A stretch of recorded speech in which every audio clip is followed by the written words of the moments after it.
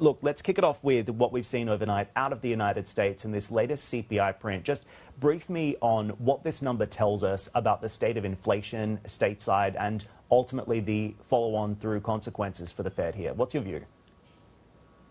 Well, a pleasure to see you as always. Well, look, I mean, I guess it was marginally disappointing. I think the way the Federal Reserve has been communicating, keen to follow through with more interest rate cuts, meeting on meeting.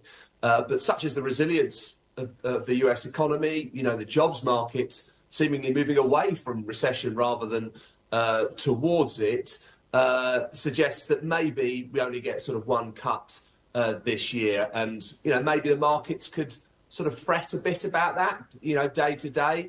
They can behave in quite a spoilt manner. But I think on balance, the combination of resilient growth, the trend, the firm trends lower in inflation and a more accommodative monetary policy, still sets equity markets up quite well for the run into the end of the year. Okay, so you think markets can move higher even if we saw a continued hold on rates or a pause here?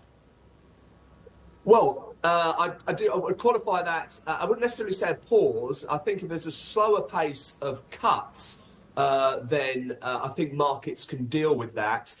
Maybe like we saw at the sort of start of the year, the markets were expecting something like 6 rate cuts over a relatively short time period. But because growth was so robust, we didn't get the rate cuts and markets performed well. I think if the Federal Reserve is going to pause at this moment, that would be on the basis that inflationary data was looking more troublesome, and then I think markets would be, on the table for the Federal Reserve would be more hikes or return to hikes. And in that environment, the Federal Reserve clearly trying to quash the inflation menace sort of more emphatically, and then you're thinking about a US recession. So I don't think we're there yet. A pause, a communicated pause in interest rate cuts, I think the markets wouldn't deal with, but a slower pace of interest rate cuts, I think the markets can, if it's sort of coupled with resilient growth.